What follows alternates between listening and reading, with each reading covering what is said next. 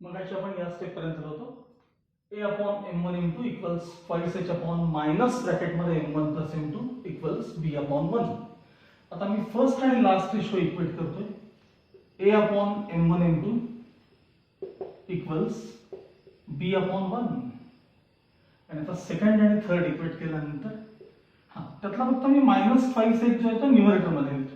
Sign जे आहे ते न्यूमरेटर मध्ये minus sign -5h upon m1 plus m2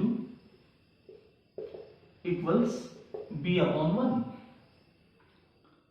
आता टर्म्स ट्रान्सफर केल्यानंतर तुम्हाला असं बघायला मिळेल a equals a into 1, a equals b into bracket m1 m2 and हे term transfer -5h is equal to b into bracket m1 plus m2.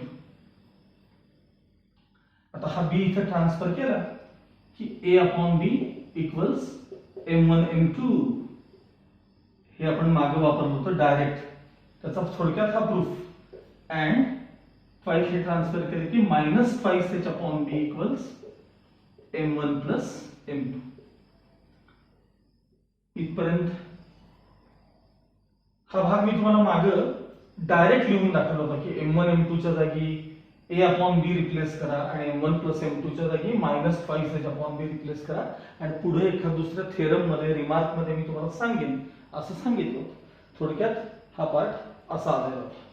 आता मी हे फक्त इथं आहे तसं लिहून देतोय. हा एवढा पार्ट तुम्ही आहे तसा कंटिन्यू करा. काय काय मिळालं सांगा आता आपल्याला. m1 m2 इक्वल्स काय मिळाले आपल्याला a upon b आणि m1 plus m2 इक्वल्स काय मिळाले तर -5h upon b. हे कशावरून आपण मिळवलं सांगा. when two lines are coincident किंवा one and the same, their constants or coefficients are in proportion. आता या थिअरमचा सगळ्यात महत्त्वाचा पार्ट चालू होतो तो म्हणजे मगाशी मी तुम्हाला तो फॉर्म्युला दाखवलेला होता. सुरुवात अशी करायची. we know that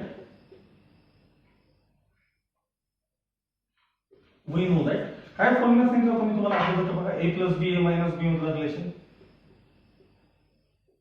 we know that मी असा फॉर्म्युला सांगितलं तुम्हाला. a minus b bracket square equals a plus b bracket square minus 4ab.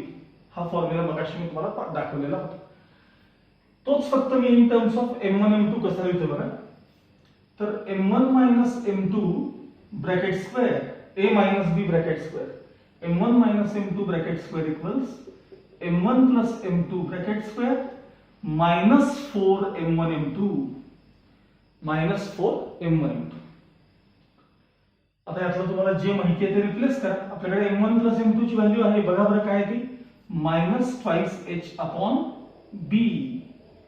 m1 plus m2 काय आपल्याकडे -5h upon b त्याचा स्क्वेअर -4 m1 m2 काय बघा आपल्याकडे a upon b. आता हा स्क्वेअर करूया. मायनस चा square plus 4h square upon b square minus 4a upon b. Common denominator b square करण्यासाठी कॉमन डिनॉमिनेटर मध्ये काय करायचं आहे b स्क्वेअर. मग याला ऑलरेडी b स्क्वेअर आहे त्यामुळे 4h स्क्वेअर आहे तसे राहतील मायनस ह्याला खाली वर b b ने मल्टिप्लाय केलं पाहिजे म्हणजे 4ab झाले. सर यातून मी 4 कॉमन काढले तर ब्रॅकेट मध्ये h स्क्वेअर मायनस ab आणि upon b square as it is. हा m1 प्लस m2 चा काय सांगा हा सॉरी m1 मायनस m2 चा हा ब्रॅकेट स्क्वेअर आहे. मग नेक्स्ट स्टेप मध्ये स्क्वेअर रूट घेतोय. अर्थात स्क्वेअर रूट घेताना नेहमी प्लस और मायनस साइन येतं. ते प्लस और मायनस साइन न घेता मी तिथे फक्त मॉड्युलस साइन घेतो कारण मॉड रिमूव्ह केल्यावर प्लस और मायनस साइन ही येतच. त्यामुळे m1 minus m2 equals square route घेतोय. m1 minus m2 equals mod of काय मिळालं बघायचं square root 2 square root of h square minus ab आणि अपॉन त्या b स्क्वेअरचं रूट काय असेल तर ते b असेल. पुन्हा एकदा स्टेप व्यवस्थित बघा. m1 मायनस m2 ची व्हॅल्यू काय मिळाली आपल्याला 2 root h square minus ab upon 2 root h square minus ab upon b. इथे लिहून घेतो मी m1 मायनस m2 ह्याची व्हॅल्यू आपल्याला काय मिळाली mod of 2 root h square minus ab upon b इतकी ती व्हॅल्यू मिळाली. कशावर मिळवली बघा आपण, कुठल्या फॉर्म्युला मिळवली, a minus b bracket square equals a plus b bracket square minus 4ab याचा वापर करून आपण ते मिळवलेलं आहे. ओके, आता प्रूफ पुढे कंटिन्यू करूया. आपल्याला m1 मायनस m2 ची व्हॅल्यू मिळाली, m1 प्लस m2 माहिती आहे, m1 m2 च्या देखील व्हॅल्यूज माहिती आहेत. आता थोडासा 11वीचा पार्ट त्याला कंटिन्यू करायचं. If theta is an acute angle, if theta is an acute angle between the two lines having slopes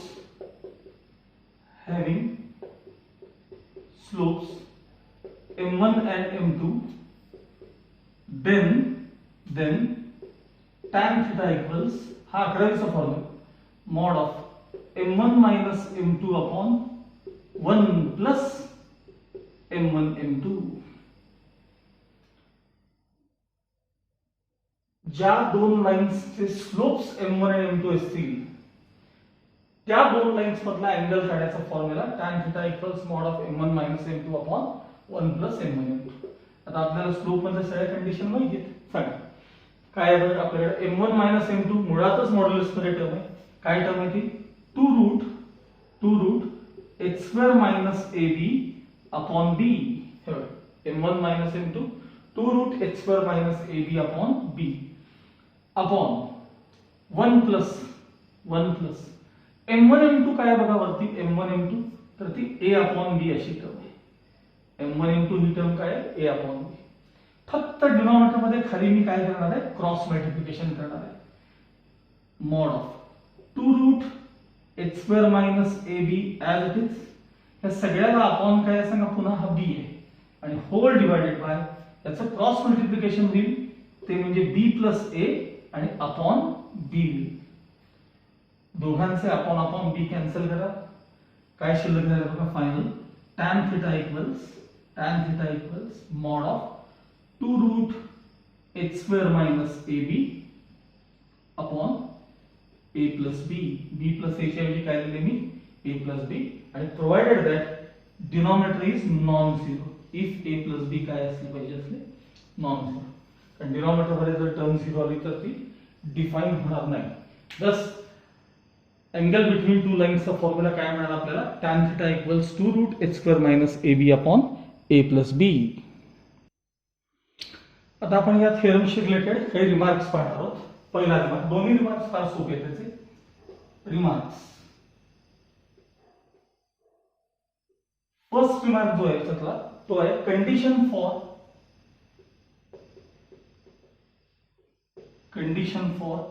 coincident coincident coincident oblique parallel lines.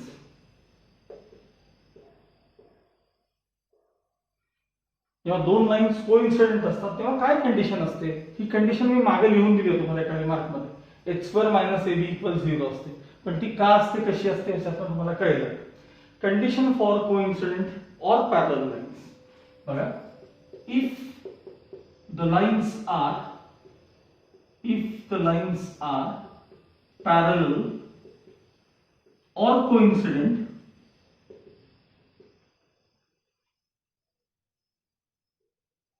if the lines are parallel or coincident, angle between them is 0 degree. जेव्हा दोन lines parallel असतात किंवा coincident असतात तेव्हा त्यातला angle काय असतो, 0 degree असतो. Therefore theta equals काय असलं पाहिजे, 0 असलं पाहिजे. And if the lines are parallel or coincident, angle between them that is theta हा काय असला पाहिजे, 0 डिग्री असला पाहिजे. Therefore आता आपण प्रूव्ह केलेला फॉर्म्युला लिहायचा. सांगा tan theta equals mod of 2 root h square minus ab upon a plus b. हा अँगल कॅल्क्युलेट करायचा फॉर्म्युला. आता लाईन जर पॅरलल किंवा कोइन्सिडेंट असतील तर थीटा काय असला पाहिजे, 0. मग इथं थीटाच्या जागी आपण 0 रिप्लेस करणार आहोत. Therefore tan 0 equals हे as it is 2 root h square minus ab upon a plus b as it is. सांगा tan 0 किती आहे तर 0 आहे. tan 0 0, sin 0 0, tan 0 0. So 0 equals mod of 2 root h square minus ab upon a plus b. आता आपण त्यातला डिनॉमिनेटरचा जो part आहे a upon b he term इथं पहिले ट्रान्सफर करणार आहोत, म्हणजे 0 ला multiply.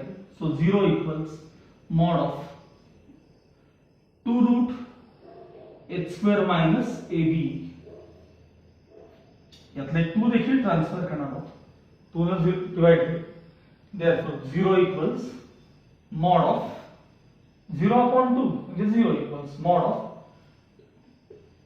root of h square minus ab.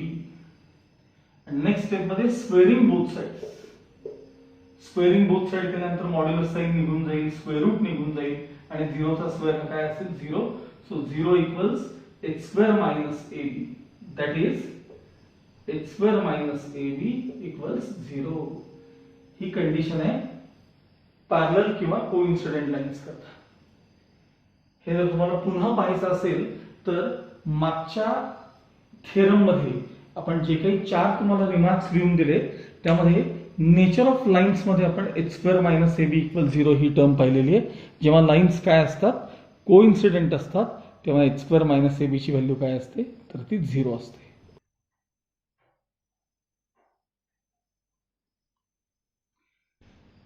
आता आपण सेकंड रिमार्क पाहणार आहोत त्यातला condition for perpendicular lines. Condition for perpendicular lines जर परपेंडिक्युलर असतील तर त्यासाठी काय कंडिशन आहे बघा. If the lines are perpendicular, if the lines are perpendicular then सांगा जेव्हा दोन लाईन्स परपेंडिक्युलर असेल तेव्हा त्यांच्या स्लोपचा प्रोडक्ट किती असतो -1 असतो. म्हणजे m1 m2 हा प्रोडक्ट किती असतो -1. हे आपण 11वीत पाहिलेलं आहे. आता मला सांगा m1 m2 म्हणजे काय.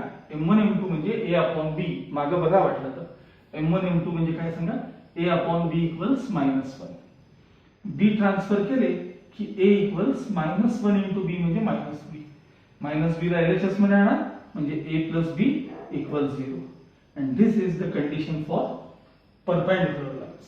ही कंडिशन कोणासाठी आहे तर ती परपेंडिक्युलर लाईन्स करते. अशा प्रकारे तुमचा हा थेरम सेकंड तुमचा इथे संपलेला आहे. हे दोन्ही रिमार्क्स आणि थेरम हे लिहून घ्यायचं आहे सगळ्यांनी.